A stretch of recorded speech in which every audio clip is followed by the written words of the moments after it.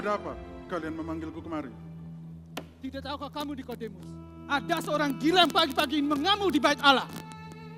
Siapa dia? Berani sekali. Bukankah kalian para ahli-ahli Taurat? Kalian paham tentang hukum-hukum. Selama dia orang Yahudi, kita berhak mengadili dia. Nikodemus, itulah mengapa kami mengajakmu ke sini untuk berdiskusi bersama. Orang ini mempunyai banyak pengikut, jadi tidak mudah untuk menangkap dan mengadilinya. Jangan-jangan orang ini Yesus? Benar, Nikodemus. Bukan hanya itu, Yesus juga mengusir para penjual dari bait Allah dan mengobrak-abrik pasar. Tidak mungkin Yesus berbuat seperti itu. Karena aku pernah mendengar pengajarannya. Pengajarannya sungguh penuh hikmat. Tidak mungkin dia bertindak sembrono seperti itu, Imam Esra. Aku yakin Yesus itu hanya mencari muka.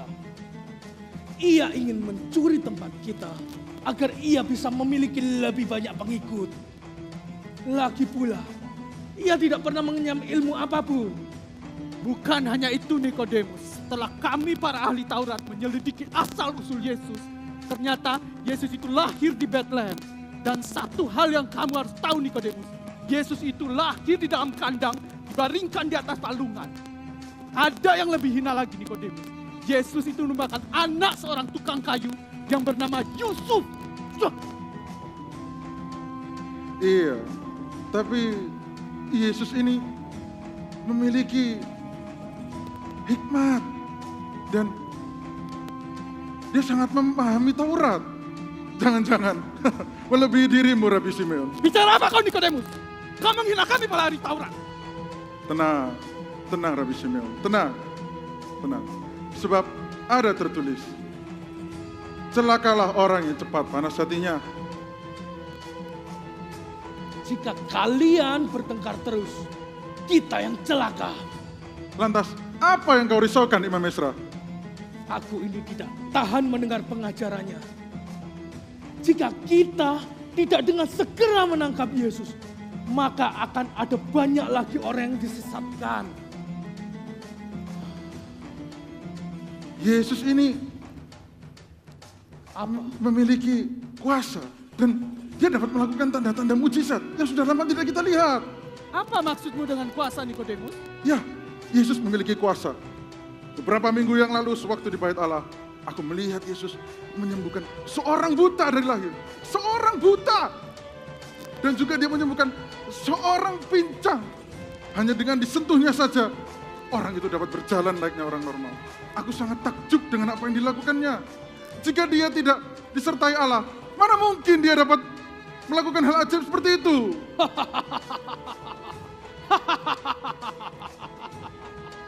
Nikodemus, kamu ini polos sekali.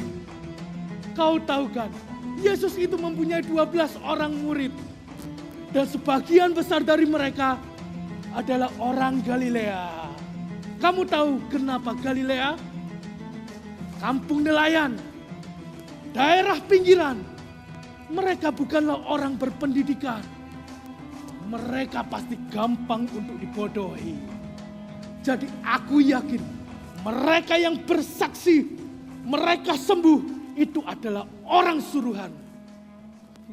Intinya masing-masing dari kita, aku dari ahli Taurat, engkau dan orang Farisi, dan engkau imam, harus berputar otak, berpikir dengan cepat bagaimana caranya agar kita dapat menyingkirkan Yesus. Benar. Tapi Imam Esra, Yesus ini, Kamu ikutlah dengan kami. Kita harus segera mengumpulkan teman-teman kami untuk menyusun rencana agar kita bisa dengan segera menjebak dan menangkap Yesus. Ayo.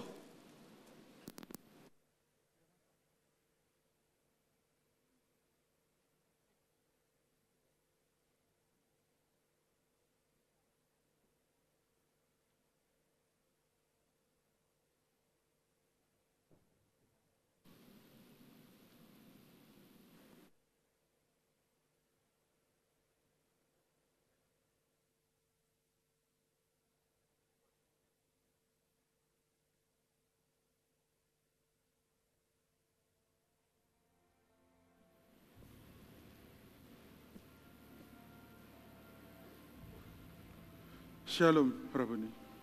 Shalom, Nikodemus. Silakan duduk. Rabuni, kami tahu engkau adalah guru yang diutus oleh Allah. Sebab tidak ada seorang pun yang dapat melakukan tanda-tanda mujizat jika Allah tidak menyertainya.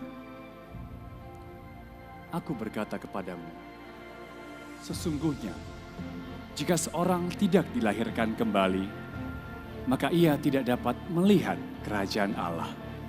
Bagaimana mungkin seorang dapat dilahirkan kembali kalau ia sudah tua? Dapatkah orang tersebut kembali ke dalam rahim ibunya lalu dilahirkan kembali? Aku berkata kepadamu, sesungguhnya jika seorang tidak dilahirkan dari air dan roh, maka ia tidak dapat masuk ke dalam kerajaan Allah. Sebab apa yang dilahirkan dari daging adalah daging, dan apa yang dilahirkan dari roh adalah roh.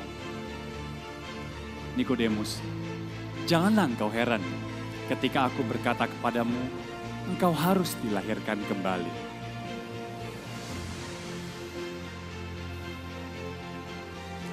Angin bertiup kemanapun ia mau. Engkau bisa mendengarnya. Tetapi dari mana ia datang dan kemana ia pergi, engkau tidak tahu. Begitu pula dengan tiap-tiap orang yang lahir dari roh. Tapi logika pun tidak dapat mencernanya, Tuhan.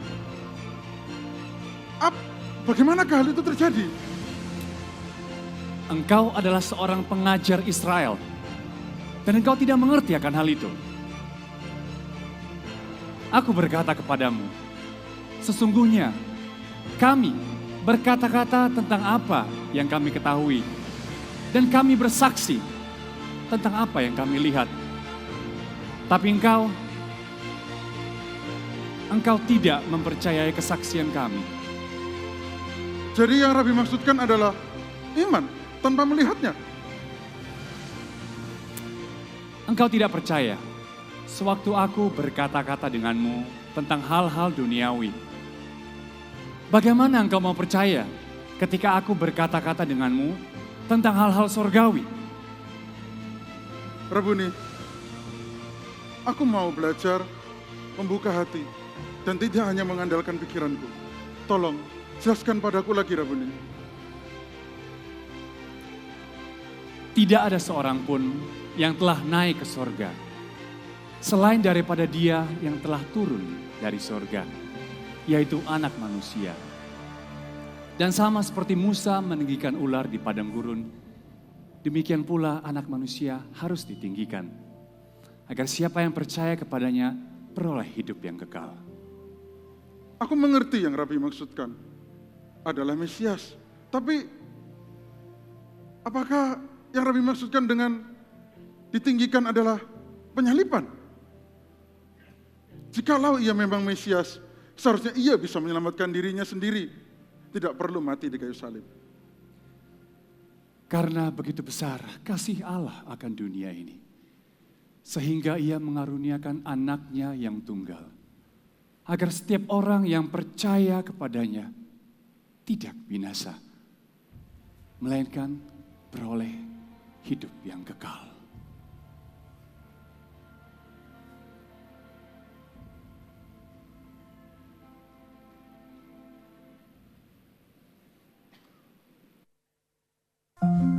Shalom, perkenalkan nama saya Ledrik Takendengan, sarjana hukum magister hukum dan biasa disapa Ledrik.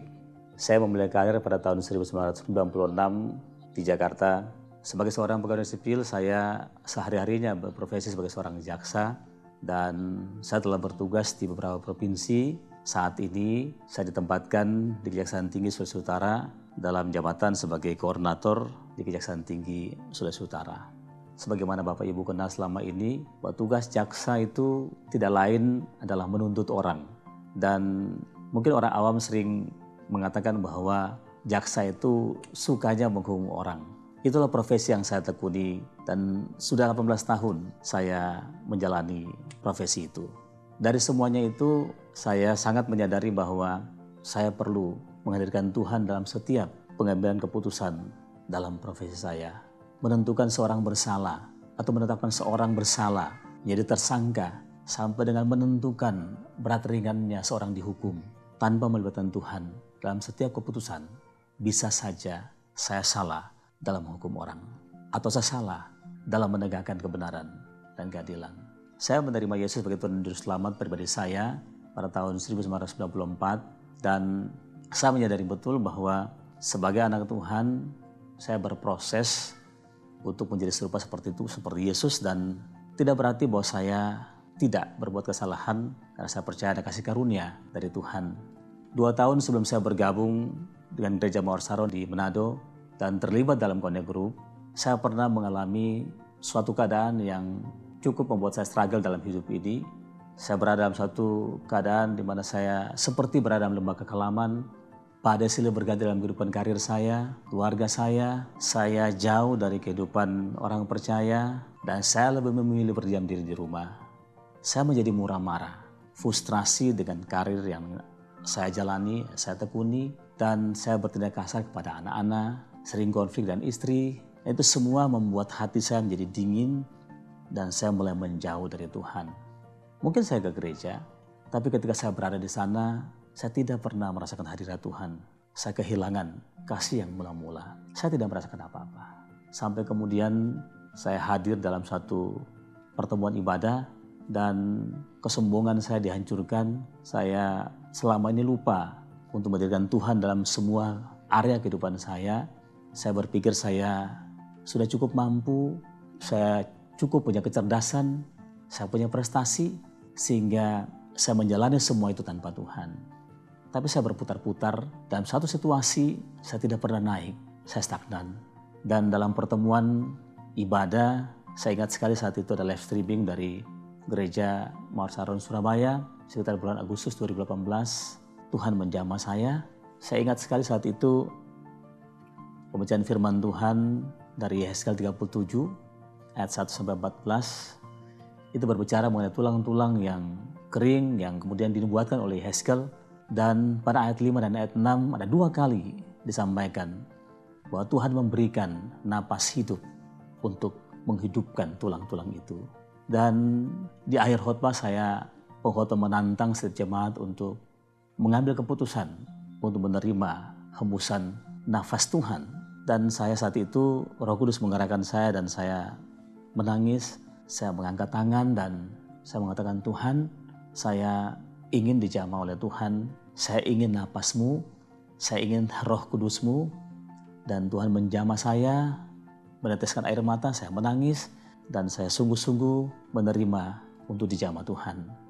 Sejak saat itu, saya mengalami pemulihan, keluarga saya dipulihkan, dan saya mengalami gairah yang baru dalam Tuhan. Saya mengalami kasih yang mula-mula dengan Tuhan dan semua area kehidupan saya dipulihkan. Karir saya semakin naik. Di bulan September 2018 saya mengalami promosi dari Tuhan dan itu membuat saya semakin yakin dan terus berharap sama Tuhan setiap hari menghadirkan Roh Tuhan dalam kehidupan saya. Dan hari ini saya putuskan untuk bergabung dengan GMS Manado dan puji Tuhan saya telah menyelesaikan kelas MJ 1 dan saya rindu sekali untuk melayani Tuhan. Menyongsong tahun baru, saya ingin mengajak Bapak Ibu sekalian, mari kita bersungguh-sungguh senantiasa menghadirkan Tuhan, mengundang Roh Kudus untuk setiap saat menuntun kehidupan kita. Mari kita buka hati, terima napas Tuhan, menerima Roh Kudus untuk dipakai dan diurapi Tuhan. Semoga kesaksian ini menjadi berkat bagi kita semua. Tuhan Yesus memberkati. Haleluya. Jaksa pun perlu MSC 1. Setiap jiwa perlu Tuhan. Katakan kanan kirinya, Tuhan mengasihimu. Dan sambil kita bangkit berdiri, peluk kanan kiri, katakan selamat hari Natal. God bless you.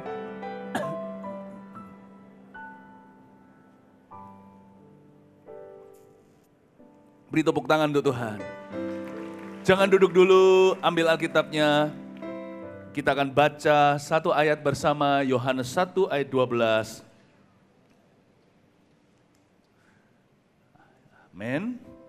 Mari kita baca 2, 3. Tetapi semua orang yang menerimanya diberinya kuasa supaya menjadi anak-anak Allah, yaitu mereka yang percaya dalam namanya. Kita baca lebih keras, kompak bersama. 2, 3. Tetapi semua orang yang menerimanya diberinya kuasa supaya menjadi anak-anak Allah, yaitu mereka yang percaya dalam namanya. Amin. Silakan duduk. Tuhan itu cinta setiap orang. Dia cinta segala bangsa. Tapi Tuhan itu juga cinta orang miskin maupun orang kaya. Sebab pada dasarnya harta tidak berarti buat dia. Demikian pula kedudukan kita di masyarakat atau apa. Manusia ya manusia. Jiwa mereka sama. Mereka perlu Allah. Sebab bagi Tuhan, kaya miskin, siapapun kita, setiap manusia itu adalah orang berdosa. Dan jiwanya miskin di hadapan Allah. Berarti kita semua butuh Tuhan. People need the Lord. Ya, tak terkecuali Anda dan saya hari ini yang ada di dalam perayaan Natal ini. Nah, kita belajar sesuatu tentang Nikodemus. Memang Paulus berkata begini, tidak banyak di antaramu ketika dipanggil Tuhan adalah orang kenamaan. Gak banyak orang punya kedudukan, berstatus atau apa. Bukan orang-orang yang dipandang oleh dunia. Memang betul, bahkan murid-murid Yesus pun ke-12-12-nya sebagian besar adalah nelayan. Hampir semua tidak berpendidikan. Tapi rata semua orang berdosa. Tapi Nikodemus perkecualian. Ini orang-orang sangat-sangat penting di Israel. Di zaman Yesus waktu itu melayani. Dia adalah seorang setara dengan senator Amerika. Seperti hari ini mungkin kita selevel DPR, gubernur, bahkan konglomerat. Karena orang-orang yang bisa bergabung dengan Sanhedrin atau permusyawarahan orang-orang Yahudi, ini bukan tokoh agama, tapi politik juga. Mereka orang-orang yang mengendalikan dan membuat keputusan-keputusan, membuat undang-undang untuk bangsa Yahudi. Jadi ini orang yang sangat penting sekali. Dia publik figur. Dan dia berada di sebuah arena yang sangat abu-abu. Kita lihat sekarang, kalau Nikodemus orang seperti Nikodemus perlu lahir baru, terlebih lagi Anda dan saya. Kita lihat Yohanes pasal 3, saya bacakan 4 ayat aja, dari sini saya jelaskan. Judulnya percakapan dengan Nikodemus. Adalah seorang Farisi yang bernama Nikodemus, seorang pemimpin agama Yahudi. Ia datang pada waktu malam kepada Yesus dan berkata, Rabi, kami tahu bahwa engkau datang sebagai guru yang diutus Allah. Sebab tidak ada seorang pun yang dapat mengadakan tanda-tanda yang engkau adakan itu jika Allah tidak menyertainya. Yesus menjawab katanya, aku berkata kepadamu sesungguhnya jika seorang tidak dilahirkan kembali, ia tidak dapat melihat kerajaan Allah. Kata Nikodemus kepadanya, bagaimana mungkin seorang dilahirkan kalau ia sudah tua? Dapatkah ia masuk kembali ke dalam rahim ibunya dan dilahirkan lagi? Sekali lagi, Nikodemus adalah seorang yang berkedudukan tinggi. Dia bukan imam besar, tapi orang yang berpengaruh sekali. Ayat 1 berkata adalah seorang Farisi. Kata Farisi ini aja sudah kedengaran salah. Karena sedikit sekali di antara mereka yang percaya kepada Yesus, hampir tidak ada. Anda harus tahu, waktu Yesus melayani di Galilea, itu di sebelah utara. Yesus datang ke Yerusalem cuma sesekali aja pada waktu perayaan Pondok Daun contohnya, dia pernah berdiri dan berkhotbah di akhir perayaan itu. Tapi di Yerusalem tidak banyak yang mengikut Yesus. Tempat ini angker, karena disitulah banyak dibunuh para nabi. Nanti Yesus juga akan ke situ. Daun palem, lalu setelah itu Yesus disalibkan di sana di Golgota. Yerusalem tidak banyak karena yang mengikut dia di sebelah selatan Israel, di sebelah bawah. Tapi Nikodemus perkecualian. Karena nuraninya mencari keselamatan. Ini orang Farisi. Di area yang sangat-sangat susah sekali untuk orang percaya kepada Tuhan. Di masyarakat hari ini juga ada pekerjaan-pekerjaan tertentu. Di lingkungan tertentu. Tidak gampang untuk terima Yesus. Apalagi bersaksi untuk Yesus. Apalagi terang-terangan. Bahaya sekali.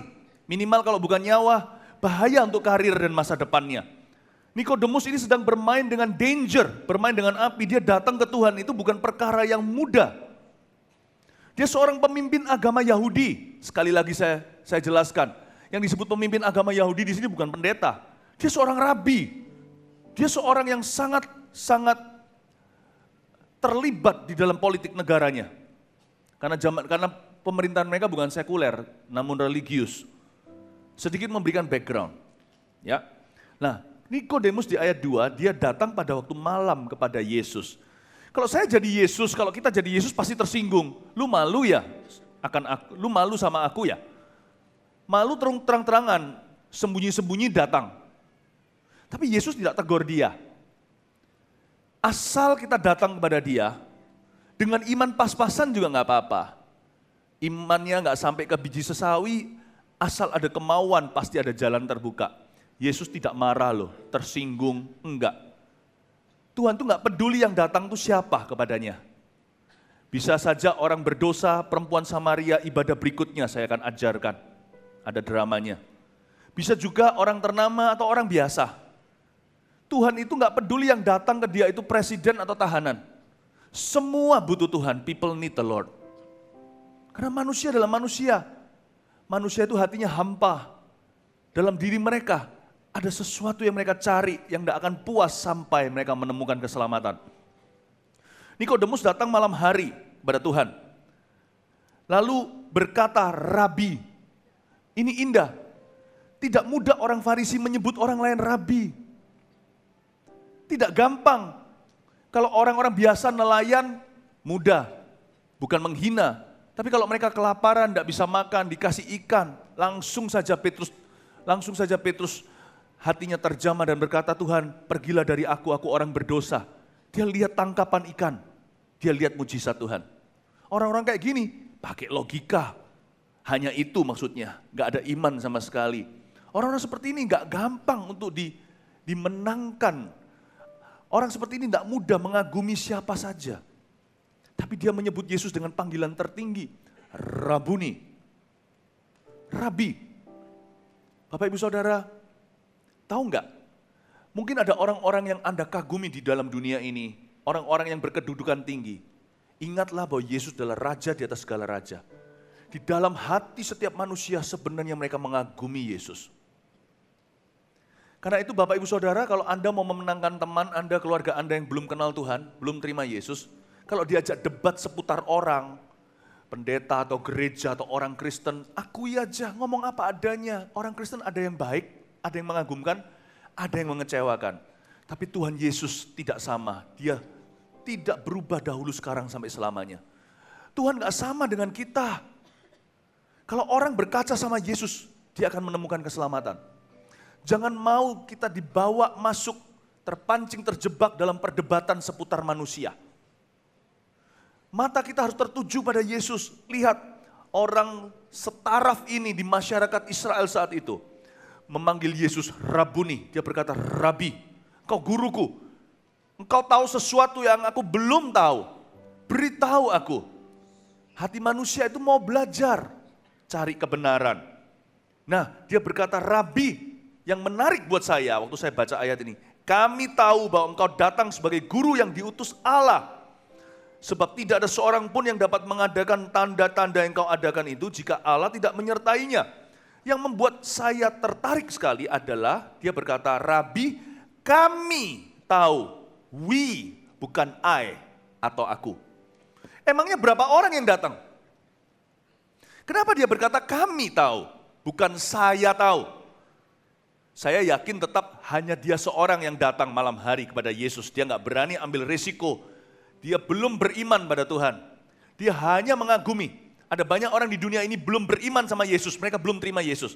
Tapi mereka mengagumi Yesus Kristus. Dibutuhkan orang Kristen yang berani untuk memetik tuayan-tuayan seperti ini.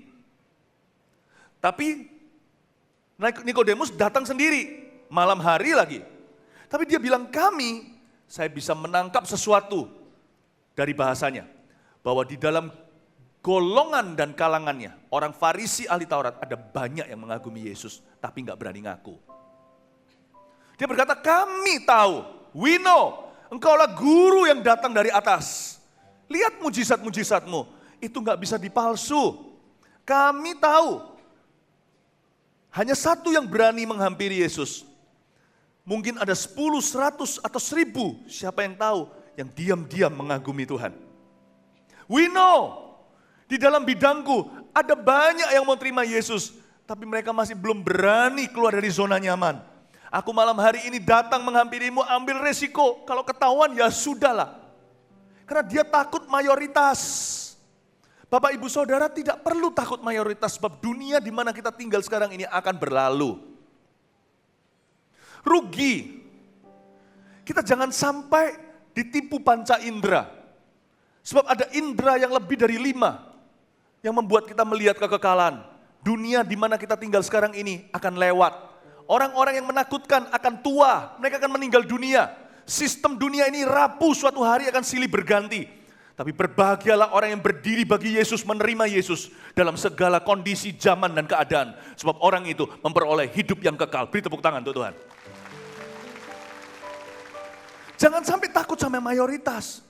Nikodemus ini satu contoh yang indah sekali. Memberikan dorongan bagi kita yang merasa kita ini minority. Mungkin tidak semua kita adalah orang Nikodemus, orang berstatus tertentu. Tapi setiap kita pasti pernah merasa kita ini outnumbered atau kita dikepung oleh dunia di sekeliling kita. Teman-teman di sekolah juga bisa kan? Mereka semua rusak, kita nggak ikut-ikutan. Semua orang di dunia ini rasanya lebih keren kalau hidup di luar Tuhan. Tapi kita mau menerima Yesus dan sungguh-sungguh dengan Tuhan. Pokoknya Bapak Ibu Saudara, jangan takut mayoritas. Mayoritas yang kau lihat sekarang ini, tipu muslihat. Saya kasih contoh. Anak saya, salah satu anak saya pernah dibully lewat kata-kata dan perlakuan karena mereka adalah anak saya. Nggak gampang jadi anak pendeta. Tidak mudah jadi anak publik figur. Setelah itu mereka pulang, mereka sedih, cerita sama papa. Saya hibur hati mereka, saya beritahu sama mereka, gak apa-apa, ampuni aja, kamu jangan terpancing, kalau kamu salah kamu evaluasi. Tapi kalau kamu dikata-katain bukan karena perbuatanmu, itu bukan koreksi, itu bully. Karena kamu dikata-katain karena kamu anak Philip Mantova.